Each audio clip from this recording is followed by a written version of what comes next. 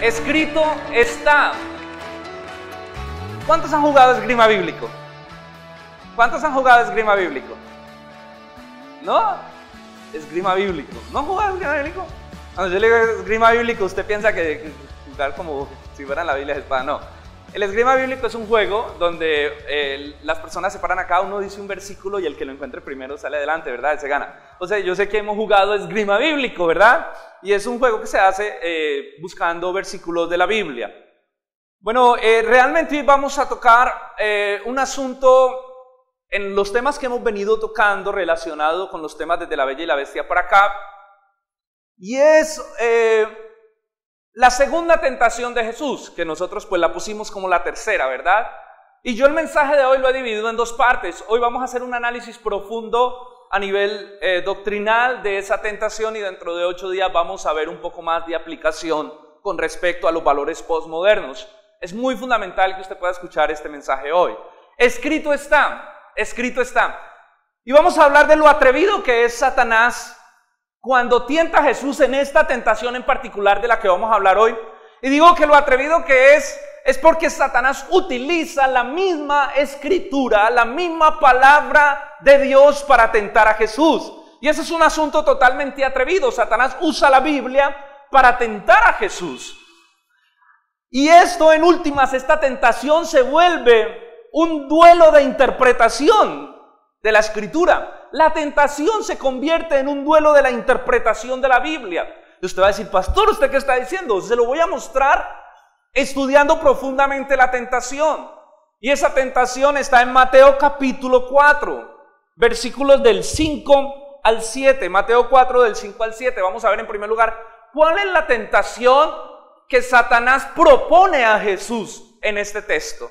¿Cuál es esa tentación? Mateo capítulo 4, versículos del 5 al 7. Entonces el diablo llevó a Jesús a la ciudad santa y lo puso sobre el pináculo del templo, que es la parte más alta. Y le dijo, si eres hijo de Dios, échate abajo, porque escrito está. Mire usted, échate abajo porque escrito está. A sus ángeles mandará cerca de ti y en tus manos te sostendrán para que no tropieces con tu pie en piedra. Jesús le dijo, escrito también está, no tentarás al Señor tu Dios. Y es atrevida, esta tentación es atrevida. Satanás lleva a Jesús al pináculo del templo. Ustedes saben que el templo era un lugar concurrido, la parte más alta. Y Satanás le dice, mira Jesús, a ti nadie te conoce hasta ahora. ¿Por qué no te tiras del pináculo del templo para que la gente te vea caer? Y dice la palabra, dice la escritura, que Dios va a mandar a sus ángeles para sostenerte para que tu pie no tropiece en piedra. ¿Tú te imaginas, Jesús, la demostración de poder? Tú te tiras, Dios manda a sus ángeles, todos te ven caer, de pronto los ángeles te sostienen. Todo el mundo va a creer que tú eres el Hijo de Dios. Y Satanás usa la misma escritura para tentar a Jesús. Mire que Satanás le dice, pues escrito está, escrito está. Y digo que es una tentación atrevida, pero también es algo que Satanás está acostumbrado a hacer. Satanás es experto en tomar la palabra de Dios y generar una interpretación. ¿Recuerdan ustedes en el huerto del Edén cuando estaban Adán y Eva? Dios viene y da una palabra a Adán y a Eva y Dios les dice, miren, de todos los árboles del huerto pueden comer, pero de ese árbol del fruto del conocimiento del bien y del mal, de ese en particular no coman, porque el día que coman de ese fruto van a morir. Y Dios da una palabra para cuidarlos y protegerlos a ellos. Pero luego viene Satanás y utiliza la palabra de Dios, pero tergiversada, y les dice, con que Dios les ha dicho, utiliza la palabra, con que Dios les ha dicho, no coman de ningún árbol del huerto. Y Eva le dice, un momentico, no, el Señor nos dijo que no podíamos comer de ese árbol. Y Satanás dice, es que Dios sabe que el día que ustedes coman de ese árbol, van a ser como Dios, conocedores del bien y del mal. Satanás toma la palabra para tentar a Adán y Eva desde su punto de vista, utilizando la palabra de Dios. Y en esta ocasión, tienta a Jesús utilizando la palabra de Dios para tentarlo. Con que Dios os ha dicho. Ahora, ¿qué texto porque no podemos pasar de largo. Algo con lo que yo me encontré cuando estaba preparando el mensaje es que yo necesito estudiar profundamente esta tentación, y por eso no pude hoy dar, digamos, el mensaje completo, porque fue mucho el material, porque necesitamos entender de qué es lo que se está hablando. ¿Cuál es el texto que Satanás utiliza para tentar a Jesús? ¿Cuál es el texto? Mire su Biblia. Miren su Biblia y dígame cuál es. Miren, nosotros tenemos un problema. Exacto, el Salmo 91. ¿Cómo me doy cuenta que Satanás está citando el Salmo 91, versículos 11 y 12? Ahora, aquí es donde las Biblias digitales no nos ayudan, donde la Biblia en nuestro celular no nos ayuda, donde la Biblia en nuestro iPad no nos ayuda, porque hay algo en las Biblias, sobre todo las Biblias de estudio, que es muy importante cuando nosotros estudiamos la Biblia. Y eso es una herramienta hermenéutica que se llama los textos de referencia.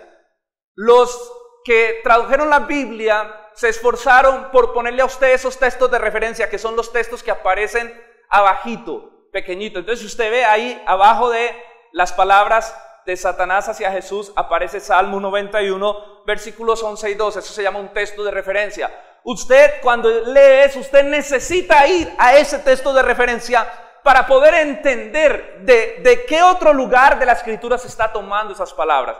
Entonces vamos al Salmo capítulo 91, que es el texto, el versículo de referencia. Salmo 91, versículo 11 y 12, y lo vamos a leer. Y usted va a ver que allí está escrito dentro de ese salmo lo que Satanás está diciéndole a Jesús. Salmo 91, versículo 11 y 12.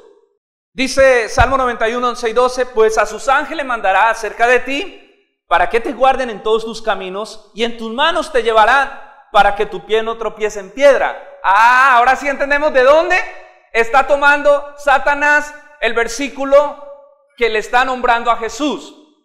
Ahora está tomando el versículo como dice. Sí, Satanás está recitando el versículo tal y como está escrito. O sea que está hablando lo que el versículo de la Biblia dice. Algo que a mí me impacta cuando uno estudia estos textos es que Satanás se pueda conocer la Escritura. ¿Sí? Satanás pueda conocer la Escritura porque se la está mencionando a Jesús. Entonces, Satanás usa esta palabra para tentar a Jesús. ¿Y por qué Satanás utiliza la palabra? Satanás es muy astuto. Como Jesús en las tentaciones le está respondiendo, pues escrito está. ¿Sí soy claro? Cuando Satanás tienta a Jesús, Jesús para no caer le responde, escrito está. ¿Recuerdan? Cuando le dice, todos estos reinos te daré, le dice, pues escrito está. Cuando le dice, convierte esas piedras en pan, Jesús le dice, escrito está. No solo de pan vivirá el hombre, sino de toda palabra que sale de la boca de Dios. Entonces Satanás, en su astucia, dice, pues vamos a tentarlo con la misma Biblia, porque si escrito está, si él está usando la Biblia para contrarrestar la tentación, usemos la Biblia para tentarlo a través de la Biblia. Satanás es muy astuto porque sabe que la máxima fuente de autoridad para Jesús es la Escritura, así como lo es para nosotros. La máxima fuente de autoridad para nosotros los cristianos es la Biblia. Lo que no está en la Biblia, no está. No tiene autoridad y relevancia para nosotros. El tema es que Satanás, porque vamos a tratar de entender entonces qué es lo que Satanás está haciendo, porque, a ver, Satanás está citando la Biblia, Satanás está citando un salmo, unos versículos en particulares que los está citando bien. ¿Dónde está la astucia? ¿Dónde está el pecado? ¿Dónde está la maldad? Porque ustedes saben que la Biblia cuando habla de Satanás dice que él es el padre de toda mentira, ¿verdad? El padre de todo engaño. Satanás es padre de mentira. Jesús le dijo a los fariseos, porque él es mentiroso desde el principio, su naturaleza es una naturaleza mentirosa, tergiversadora de la verdad. Entonces lo que Satanás hace al ser padre de mentira es que toma la verdad, le aplica una dosis de su naturaleza de mentira y convierte la verdad en una mentira. ¿Es claro? ¿Soy claro?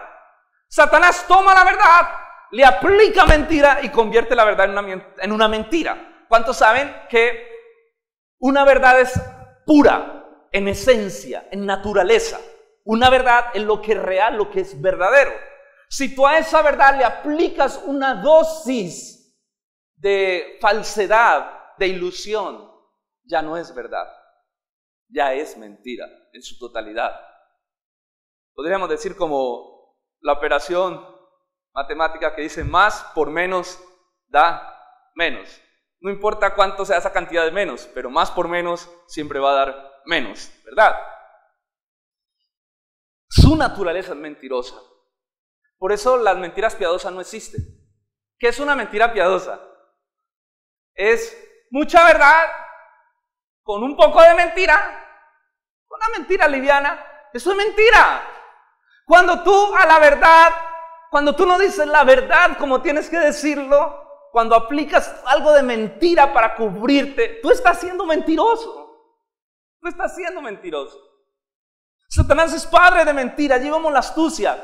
Y el tema es que Satanás, ¿cómo aplica esa mentira? Pues Satanás coge el texto que lo dice bien, pero lo aplica fuera del contexto. Y aquí es que yo necesito que usted se concentre. Por favor, no se distraiga. Satanás coge el texto y lo malinterpreta. Lo pone dentro de un contexto que no tiene nada que ver con lo que Dios está diciendo en el Salmo 91. Para poder entender eso tenemos que entender qué es lo que Dios está diciendo en el Salmo 91. ¿Por qué dice Dios en el Salmo 91 que Él va a mandar sus ángeles para que nuestro pie no tropiece en piedra, para protegernos y para guardarnos?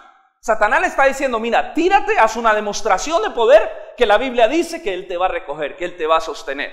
Entonces, ¿dónde está la mala interpretación? Satanás, mire, si leemos el contexto del texto, si usted lee, por ejemplo, los versículos 2 al 7 del Salmo 91, el versículo del 2 al 7 dice lo siguiente, dice, diré yo a Jehová, esperanza mía y castillo mío, mi Dios, ¿en quién confiaré?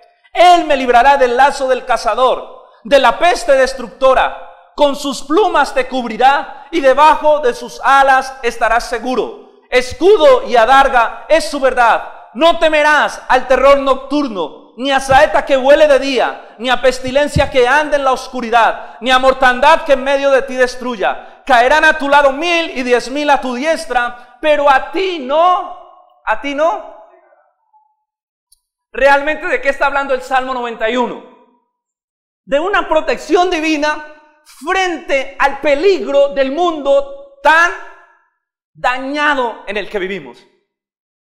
El Salmo 91 nos dice que si confiamos en Dios, Él nos va a librar de la peste destructora. Él nos va a librar de la mortandad.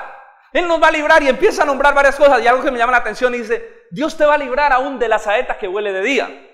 Bueno, ¿qué es una saeta? Una flecha. Si nosotros pudiéramos interpretar el texto a nuestros días, ¿cómo podríamos decir? Dios te va a librar de una bala perdida. Sí.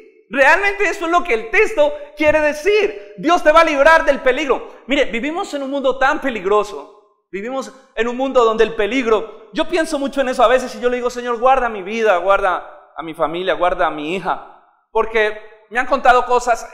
En estos días un chico iba en su bicicleta, iba por la calle, iba por su vía, iba despacio. Y de pronto un conductor de un bus le sonó el celular y lo contestó y empezó a hablar y se distrajo. Y se pasó de su carril, se montó el sardinel y se pasó al carril contrario. El caso fue que a este chico que iba en su bicicleta, que es un conocido, y a otra persona los atropelló y los tiró contra un muro. Y ahorita están en un grave estado de salud.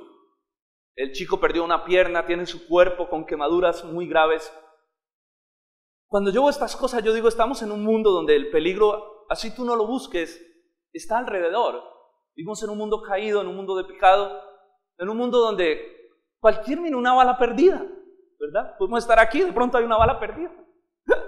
Pero dice la Escritura que tenemos que confiar en que el Señor nos va a guardar. El Señor nos va a guardar de esos peligros naturales de un mundo caído. Pero no dice la Escritura que si tú te metes en el peligro, Dios te va a librar. Sí, soy claro.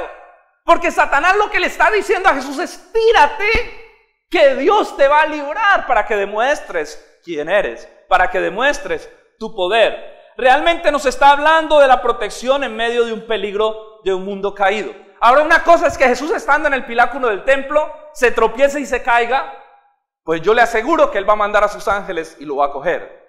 Pero otra cosa es que Él se tire para demostrar que Él es el Hijo de Dios. Por eso el Señor le dijo, escrito está, no tentarás al Señor tu Dios. Hay un hombre en Ucrania que entró a la jaula de una leona en un zoológico. Eso fue verdad. Y este hombre entró y cerró la puerta y dentro de la jaula dijo: si Dios existe, pues que me salve. Y todo el mundo viendo ese espectáculo, mientras la leona lo despedazaba y lo volvió añicos. Ahora, todo el mundo se podría preguntar, ¿pero qué pasó? ¿Por qué Dios no lo libró? Porque una cosa es que el peligro te aceche y Dios te libre, y otra cosa es que tú aceches el peligro, tentando a Dios para que te libre. Yo a veces le digo a jóvenes, hay jóvenes que me dicen: pastor, pues uno ve que se meten, se quedan hasta tarde, se meten por lugares peligrosos. Y uno les dice: no hagan eso, porque exponen sus vidas al peligro. Ese barrio es peligroso, esa cuadra, no te metas por ahí. Hay gente que no le dice: no se meta por ahí, que lo pueden robar, le pueden hacer daño. Yo tengo fe, Dios va conmigo. ¿Ven? O sea, ven a qué se está refiriendo el texto. Las demostraciones de poder, porque Satanás le está proponiendo eso. Ahora, mire, si algo Satanás quiere hacer siempre es distorsionar la verdad de Dios. Es coger la palabra y distorsionar la verdad de Dios. Porque al distorsionar la verdad de Dios, va a distorsionar el carácter de Dios. Va a hacer ver a Dios de otra manera. Eso fue lo que hizo Satanás en el huerto del Edén con Adán y Eva. Satanás hizo que Adán y Eva vieran a Dios como un Dios que es arrogante, como un Dios que no quiere el bienestar de ellos, como un Dios egoísta, porque Satanás le dice: es que el día que ustedes coman van a ser como Dios.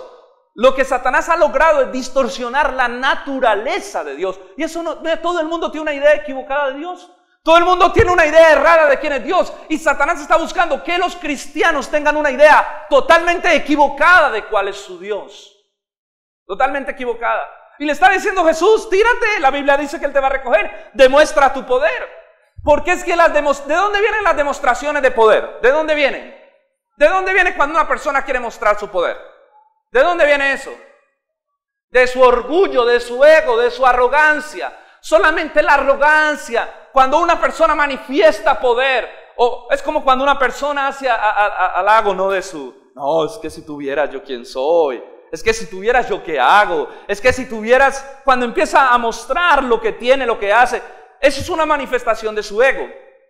Y Jesús le dice: yo no en mí no hay ego para hacer una manifestación de poder de esas. Y me pone a pensar mucho. Yo recuerdo que una vez estábamos con mi esposa en un evento donde había mucha gente, habían por ahí unas 7,000 personas, unos 7,000 jóvenes en ese evento. Y entonces nos llamaron algunos pastores porque querían orar por nosotros. Nosotros pasamos, yo dije: bueno, van a orar, aleluya, gloria al Señor, vamos para que oren. Cuando pasamos, la persona que iba a orar nos impone la mano y me pone la mano aquí y empieza a empujarme, y nada que oraba, y yo esperando que ore, y empieza a empujarme, Llegó un momento en que yo dije: no, si no me tiro me desnuca. Me tiré, me metí un golpe, pero me tiré. Mi esposa después me pregunta qué pasa, yo le digo: no, no me tire, me desnuca. Claro, no es que yo no crea en esto, de hecho, cuando yo recién me convertí, hubo una persona que oró por mí, ni siquiera me puso la mano, yo caí al piso y quedé como 3 horas. Yo era nuevo, recibí a Cristo, oraron por mí, yo caí, tuve una experiencia espiritual muy especial con el Señor, pero nadie me tocó, estuve en el piso por 3 horas, siendo ministrado por el Espíritu Santo. O sea, que no estoy diciendo que no crea, de hecho, lo digo con humildad, bueno, con respeto. Yo he orado por gente a veces, y ni siquiera la intención de que se caiga. Uno va a orar por alguien y se cae, por ejemplo, ha pasado.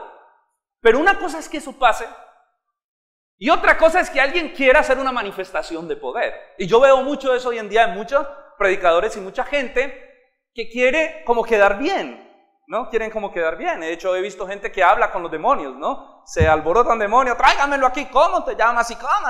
Y uno ve que tratan de mostrar el poder, y eso es muy peligroso. Porque una persona que trata de mostrar el poder de Dios que hay en su vida, que empezando no es suyo, es el poder del Espíritu Santo en su vida, es una persona que está robando la gloria a Dios.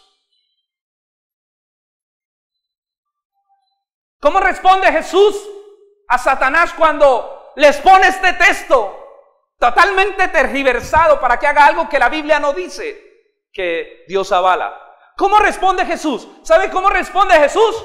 Con otro texto bíblico. Por eso le digo que la vaina se convierte, la tentación se convierte en una batalla de interpretación bíblica.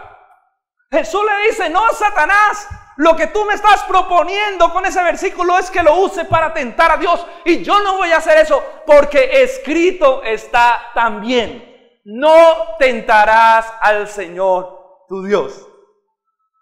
¿De dónde saca Jesús ese versículo?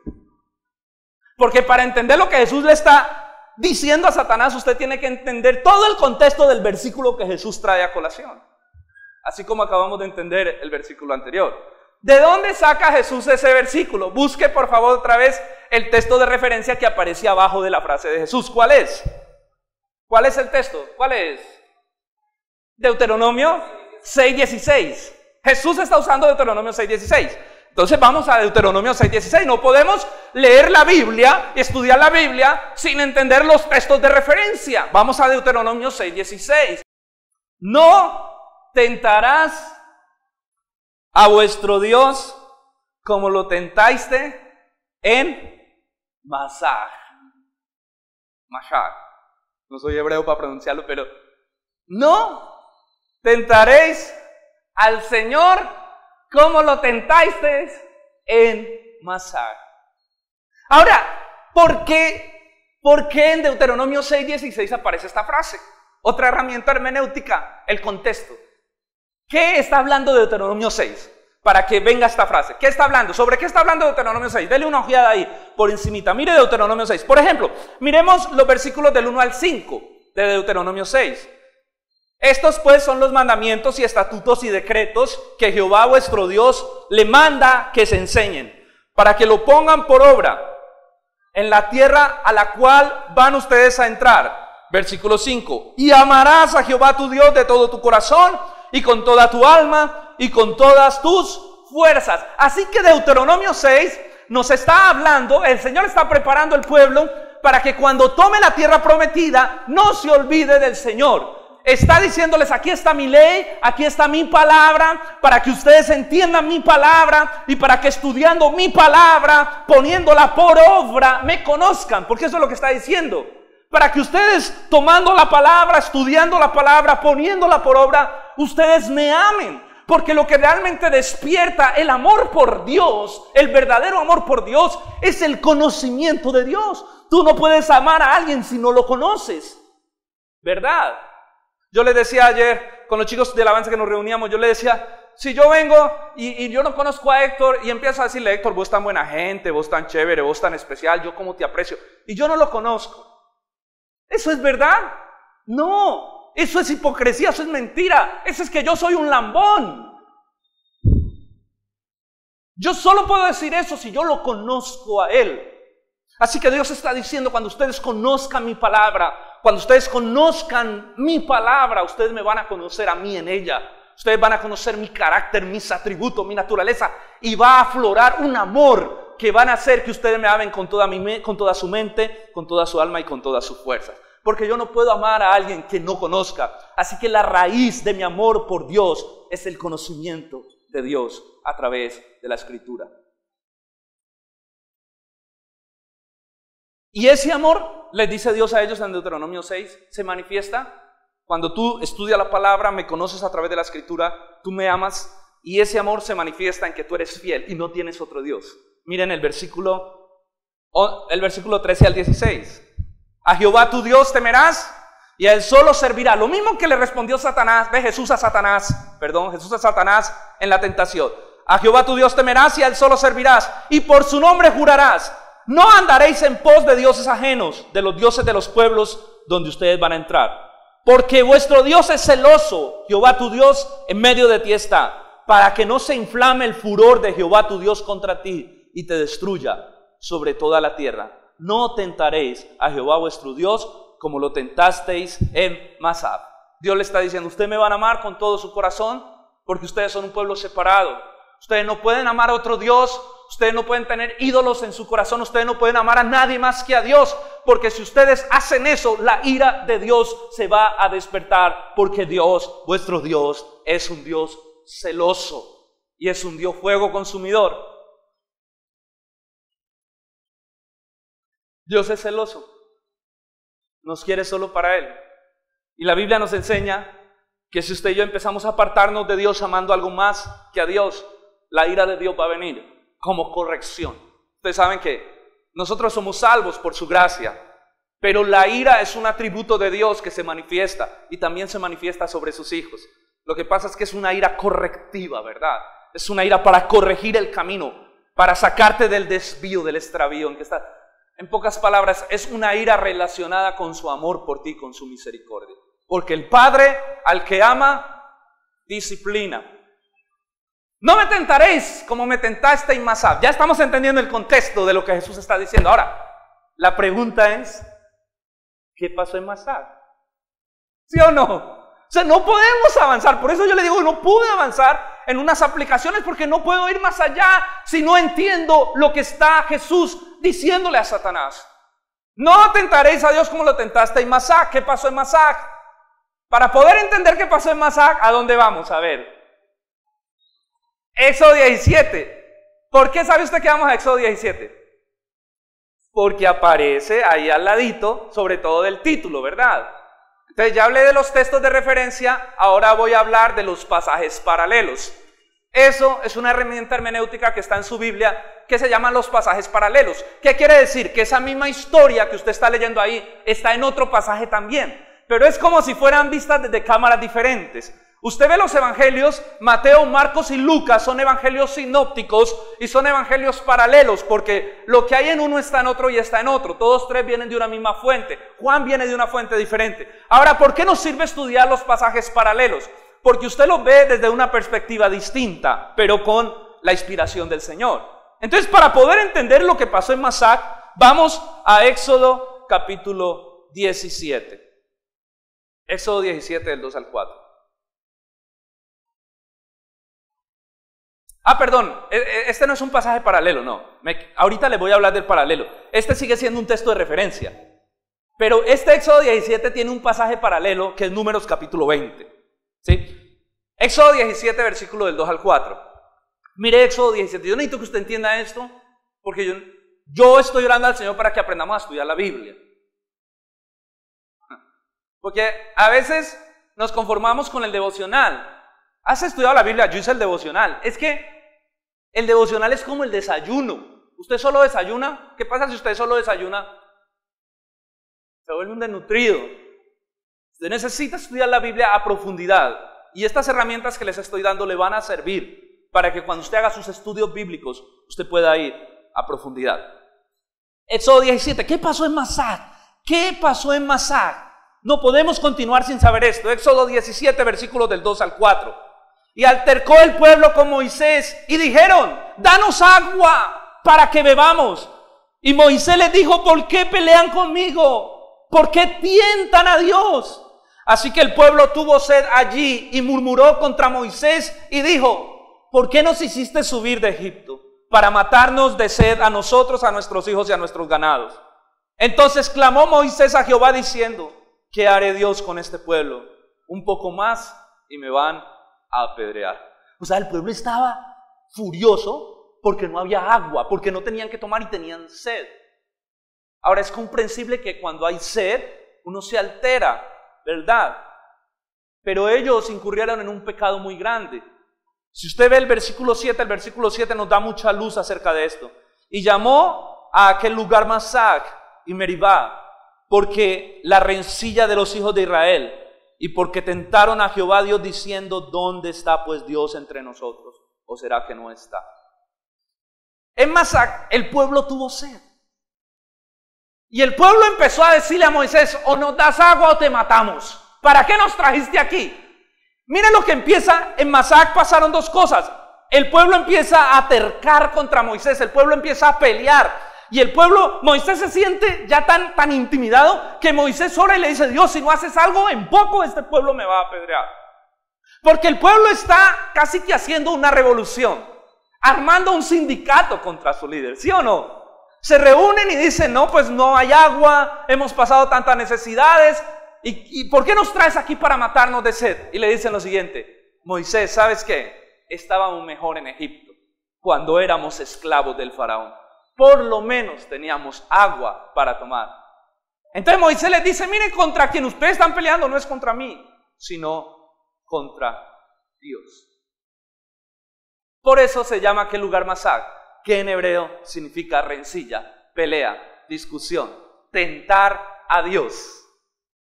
Tentar a Dios, altercar desde un corazón orgulloso con Dios. Pero ¿sabe? En Masag pasó algo tenaz. ¿Ustedes recuerdan la predicación de menso pero no manso? ¿Sí la recuerdan? ¿O no? Perdón, manso pero no menso. Muy bien, sí, esa. Donde hablábamos que Moisés era el hombre más manso de toda la tierra. Pero en Masag se le salió el carácter. En Masag se le salió la ira a Moisés. Moisés pierde la entrada a la tierra prometida en Masag. ¿Dónde está eso? En el texto paralelo. ¿Cuál es el texto paralelo? Mire allí, usted ve el capítulo, dice, en el capítulo hay un paréntesis, dentro de ese paréntesis hay un texto, Números capítulo 20, eso es un pasaje paralelo, importante cuando estudia la Biblia. Números capítulo 20, versículos 9 al 13, vamos a ver lo que le pasó a Moisés en Masag. Entonces Moisés tomó la vara, cuando el pueblo pide agua, Moisés busca a Dios, Dios le dice, toma la vara y habla a la piedra, ¿verdad? Entonces, luego dice el versículo 9, entonces Moisés tomó la vara delante de Jehová como Dios se lo mandó. Reunió Moisés y Aarón a toda la congregación delante de la peña o de la roca y les dijo, miren las palabras de Moisés, oíd ahora rebeldes. Con que muy sindicato, con que muy enojados, oigan ahora ustedes rebeldes. ¿Les vamos a hacer salir agua de la peña? Aarón, ¿les vamos a hacer salir agua? Pues sí. Y golpeó la piedra 2 veces con la vara y salieron muchas aguas y bebió la congregación y sus bestias. Moisés está enojado. Se para delante del pueblo furioso. Dios le dice, cuando ora, Dios le dice, mira Moisés, toma la vara, habla a la peña y de la peña va a salir agua. Moisés toma la vara, pero habla al pueblo. Oigan ahora rebeldes, ustedes que me tienen hasta aquí, cansado. Con que Aarón y yo somos malos líderes. ¿A que no somos capaces de hacerle salir agua a esta peña? Pues para que vean. Salió agua. ¿Qué está haciendo Moisés? Una manifestación de poder que viene de su orgullo resentido porque el pueblo lo había herido hablando mal de él. Y hace una manifestación de poder. Y viene Dios y le dice, Moisés, venga. Y lo interesante es que Dios respaldó, ¿no? Salió agua. Agua salió. Pero después lo llama aparte y le dice, venga. Versículo 12. Y Jehová le dijo a Moisés y a Aarón, por cuanto ustedes no creyeron en mí, para santificarme, o sea, ustedes no me santificaron, no me honraron, no me glorificaron delante de los hijos de Israel. Por lo tanto, ustedes no meterán esta congregación en la tierra que yo les he dado. Estas son las aguas de la rencilla, Mashav, por las cuales contendieron los hijos de Israel contra Jehová, y Jehová se santificó en medio de ellos. Mashav fue el lugar donde Moisés tentó a Jehová, robándole su gloria, demostrando que el poder era de él. Mashav fue el lugar donde el pueblo tentó a Dios exigiéndole que hiciera algo porque estaban cansados de cómo los había traído y tratado hasta ahora. Mashav es el lugar de la discordia, de la rencilla. ¿Qué es tentar a Dios? Después de todo lo que hemos visto, creo que ya podemos entender un poco mejor la respuesta de Jesús a Satanás. Escrito está también, no tentarás al Señor tu Dios. Podemos entonces deducir que tentar a Dios significa dudar de su soberanía, dudar de su amor, de su protección, de su cuidado por nosotros, a tal punto que lo queramos obligar a hacer cosas desde un corazón arrogante. Cuando desconfiamos de su gracia, de su provisión, de su amor, y queremos que Dios haga algo y queremos obligarlos desde un corazón arrogante, eso es tentar a Dios. Tentar a Dios es cuando queremos mostrar el poder de Dios para nosotros recibir gloria y honra con lo que hacemos. ¿Por qué es tan peligroso y tan delicado, mi hermano? Porque tentar a Dios nace de la arrogancia del corazón humano, del orgullo.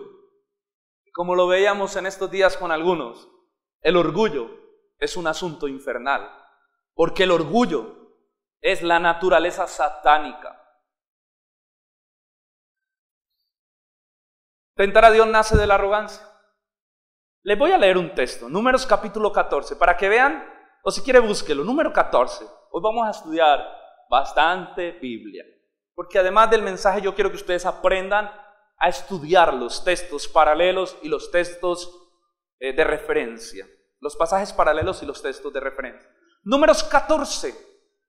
Versículo 19 al 24. Más adelante, cuando ya están por entrar a la tierra prometida, les voy a explicar el contexto. Cuando envían los espías, llegan 2 espías y llegan 10 espías y dicen, ¿saben qué?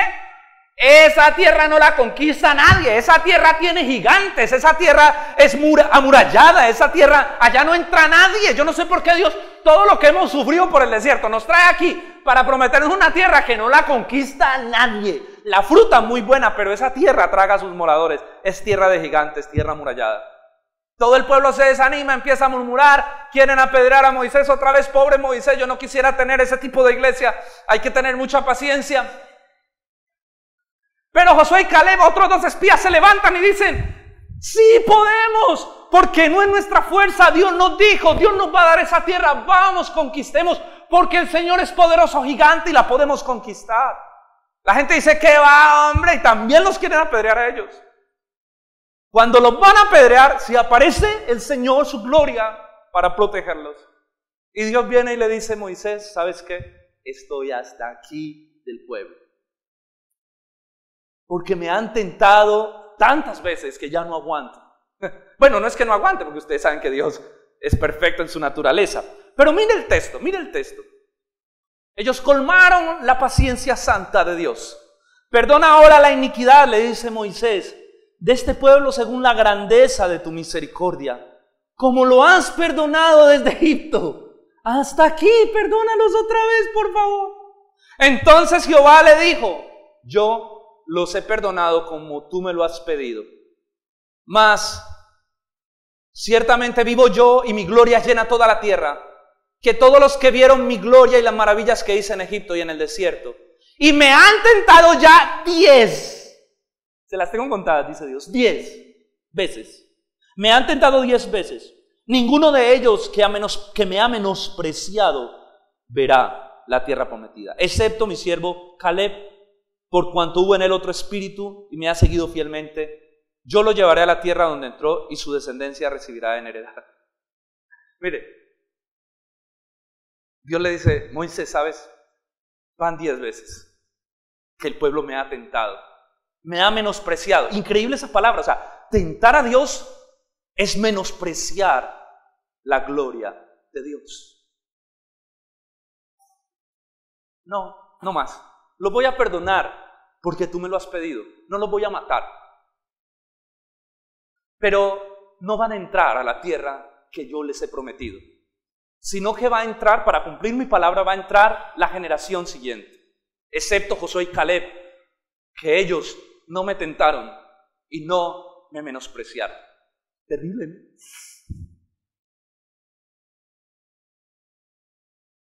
¿Saben qué? Nosotros a veces tenemos un problema. Y es que nosotros parece que los únicos atributos que conocemos de Dios son el amor, la bondad y la misericordia. Y yo hice el ejercicio, lo hice el miércoles. a la iglesia en el tiempo de oración le dije, díganme atributos de Dios. Los 3 primeros y casi que los únicos, aunque después empezaron a surgir otros, fueron: Dios es amor, Dios es misericordia, Dios es bondad. Ayer que reuní los chicos de la alabanza les dije, no podemos adorar a Dios si no conocemos sus atributos. Díganme los atributos de Dios. Pastor, Dios es amor, Dios es bondad, Dios es misericordia. Conocemos los atributos que nos convienen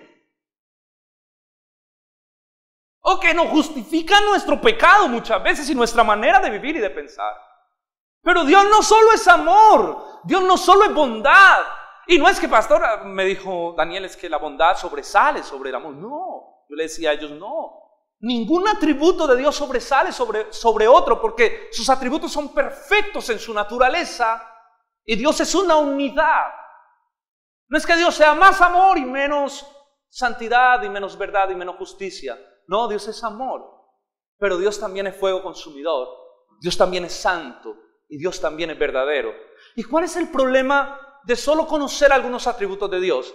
Es que los atributos que tú conoces de Dios se impregnan en tu vida y tú los empiezas a desarrollar. Si tú sabes que Dios es amor, tú empiezas a vivir como una persona que también da amor. Si tú sabes que tu Padre es misericordioso, tú quieres vivir una vida llena de misericordia. Pero cuando tú entiendes que Dios es santo, entonces tú quieres vivir una vida de santidad. Quieres vivir una vida recta. Cuando tú sabes que Dios es verdadero, entonces tú quieres y anhelas vivir una vida de verdad. Cuando tú sabes que Dios es justo, tú quieres vivir una vida justa. Los atributos de Dios empiezan a impactar tu pensamiento y tu manera de vivir. Pero la iglesia moderna solo se ha enfocado en el amor, la misericordia y la verdad. Y por eso tenemos tanto pecado, por eso tenemos tantas cosas en nosotros, porque no nos hemos dado a la tarea de profundizar en otros atributos necesarios, de conocer, intimar con ellos para ser transformados. En el desierto el pueblo tentó 10 veces. Porque Israel nunca pedía de una manera, con una actitud correcta. Israel, por ejemplo, no decía, Señor, tenemos sed, Padre, oramos, creemos que tú eres proveedor, queremos que tú nos sustentas, Señor, por favor, milagrosamente danos agua en este desierto. Y le aseguro que Dios se hubiera sentido, wow, qué pueblo. Pero no, ellos, no nos han dado agua, nos tienen malos. Pidieron desde un corazón arrogante, exigieron a Dios. Porque exigir a Dios es tentar a Dios, es pasar por encima de la soberanía de Dios, que es otro de sus atributos. Tenemos que cuidarnos de no tentar a nuestro Dios. Tenemos que cuidarnos de no tentar a Dios para provocar su ira, porque Dios sigue siendo un Dios que se aira. ¿Sabe por qué no nos ha consumido? Porque Cristo, estamos en Cristo justificados. O si no, ni yo estaría aquí parado. La justificación, la sangre de Cristo nos ha justificado delante de Dios y ha apartado su ira. Pero Dios sigue siendo un Dios que corrige. Y si tú desatas la ira de Dios en alguna área de tu vida, Dios te va a corregir y Dios te va a disciplinar en esa área. Tenemos que ser cuidadosos cómo nos relacionamos con ese Dios santo que tenemos. Tentar a Dios nace de un corazón orgulloso. Mire, Dios espera eso de cualquiera menos de su pueblo. Dios espera que lo tienten los egipcios, que lo tiente el que no conoce a Dios. Pero que lo tiente su pueblo, Dios no espera eso, porque Dios espera que su pueblo lo conozca. Dios espera que su pueblo sepa cuál es el Dios que tiene. El problema es que como el pueblo a veces no conoce la Escritura, no conoce el Dios que tiene. Ahí radica el asunto. No conocer la soberanía, no conocer el amor, no conocer la justicia y la santidad. Dios nunca espera eso de su pueblo. Jesús le dijo a Satanás, escrito está también. Realmente se vivió una batalla de interpretación bíblica en este texto. Satanás le saca un versículo fuera de contexto y Jesús viene con todo un arsenal bíblico totalmente perfecto para decirle a Satanás, no voy a caer en tu tentación.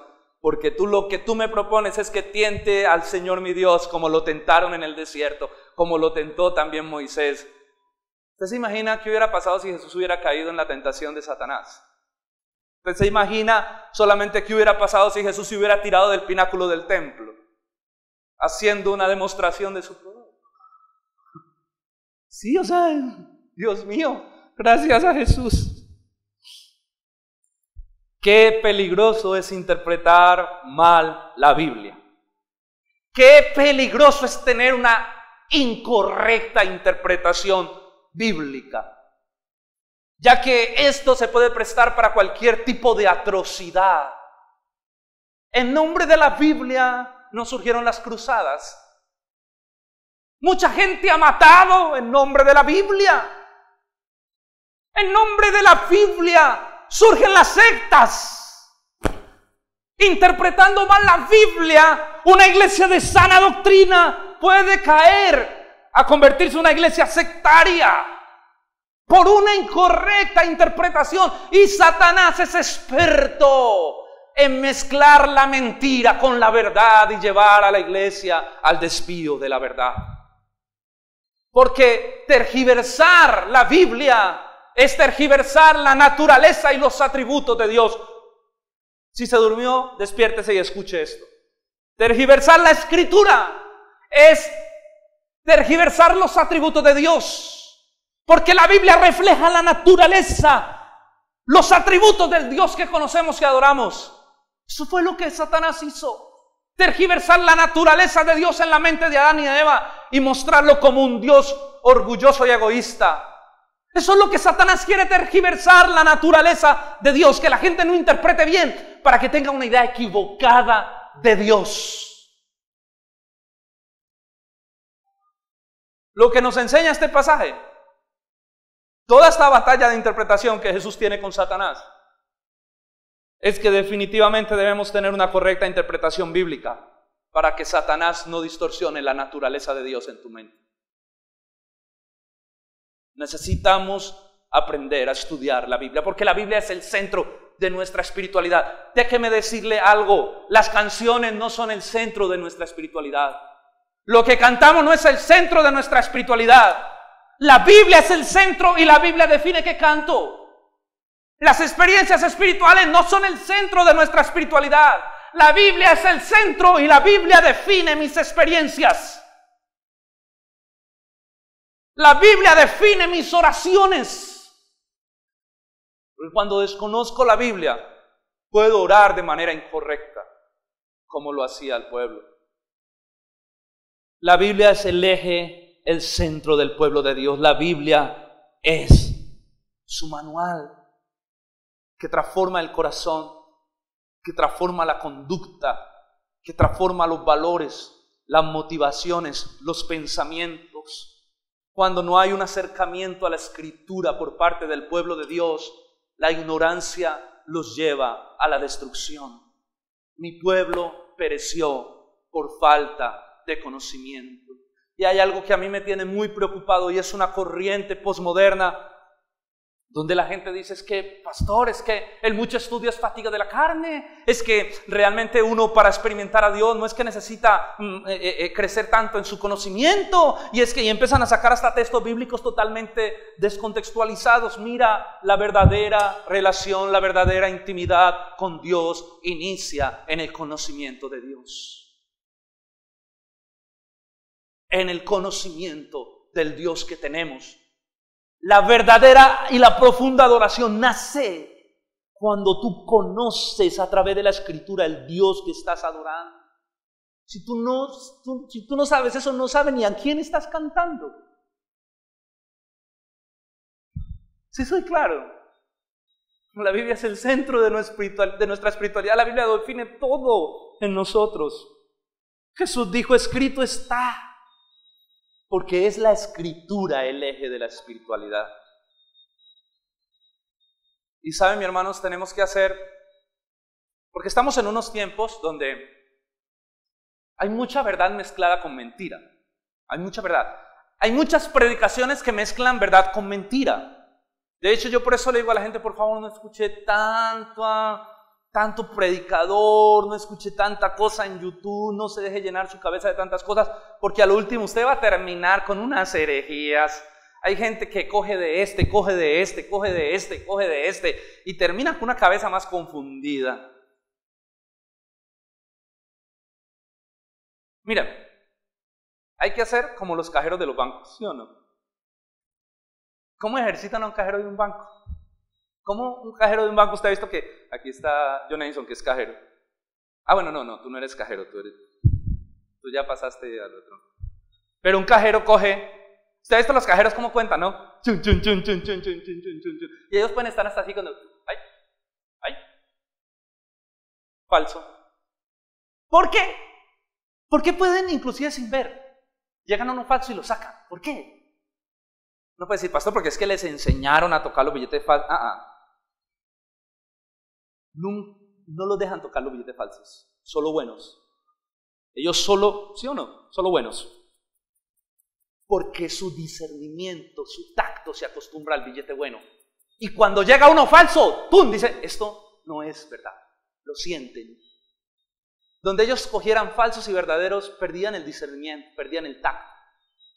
La iglesia pierde el discernimiento cuando escucha verdad mezclada con mentira, y verdad por acá, pero por acá mentira y por acá verdad. Cuando escuchamos tanta cosa, perdemos el discernimiento espiritual de la verdad. Por eso usted tiene que escuchar gente que hable verdad. Yo les he dicho, si quiere pregúntenme qué libros va a leer, si quiere lo analizamos, estamos como pastores para ayudarle a usted. Nosotros recomendamos unos predicadores que son muy buenos, para nosotros son bíblicos, porque estamos en un tiempo profundo donde Satanás ha logrado mezclar la mentira con la verdad para confundir el pueblo de Dios. Y yo no quiero que usted se confunda. Mi oración como pastor es que usted desarrolle discernimiento de la verdad. Y el discernimiento de la verdad se desarrolla cuando usted escucha, percibe verdad. Conclusión. Hemos estado hablando todo este tiempo, desde la Bella y la Bestia, el mensaje de la Bella y la Bestia, cómo Satanás quiere que los cristianos vivan una vida mundana, cómo Satanás quiere que los cristianos vivan una vida superficial, una vida sin poder, una vida sin influencia, una vida donde los gobiernan los principios del mundo, el materialismo, el humanismo, la vanidad. Y ese es el mundo en el que vivimos, y Satanás quiere que nosotros vivamos así. Y un cristiano que no conoce la Escritura, un cristiano que no conoce al Dios de la Biblia, es un cristiano que su única salida es vivir de acuerdo a la corriente de este mundo. Es un cristiano que solo puede vivir de acuerdo a la filosofía humana, a los valores establecidos por Satanás en la sociedad. Pero un cristiano que conoce la Escritura, un cristiano que conoce al Dios de la Biblia, un cristiano que estudia la Escritura, que se relaciona con ese Dios, que lo busca en oración, que tiene un corazón humillado, arrepentido, la presencia de Dios está sobre él, la unción del Espíritu Santo está sobre él, la influencia de Dios está sobre él, y donde quiera que ese cristiano vaya, es sal y es luz, porque hay verdad, porque hay vida, porque la unción del Espíritu está sobre su vida. Va a ser un cristiano de influencia muy poderoso. Pero el cristiano que no tiene acercamiento a la Biblia es un cristiano carnal, porque no hay verdad. ¿Cuánta verdad hay en nosotros? ¿Cuánta verdad de Dios nos ha cambiado? ¿Cuánta verdad de Dios nos ha transformado? Necesitamos entender que la Biblia es el centro de nuestra espiritualidad. ¿Cuánto tiempo dedicas tú a estudiarla a diario? ¿Verdad? Es una buena pregunta. ¿Necesitamos dedicar? Cuando tú la estudias, tú te enamoras. Cuando tú empiezas a profundizar, tú te enamoras de la Biblia, te enamoras porque es Dios en ella hablando a tu vida. Y tu espiritualidad es otra. Tu tiempo de oración es otro. Tu tiempo de adoración es diferente. Yo escribí esta frase en Facebook y con esto termino. La Escritura nos revela la naturaleza de Dios, sus atributos, su carácter santo e incambiable. A medida que profundizamos el conocimiento de ella, con un corazón correcto y una interpretación correcta, nuestra adoración se vuelve más profunda, nuestro carácter se vuelve más santo y nuestra vida se vuelve más influyente. Necesitamos devolverle a la Biblia el lugar que necesita tener dentro de la iglesia. el eje, el centro de la espiritualidad.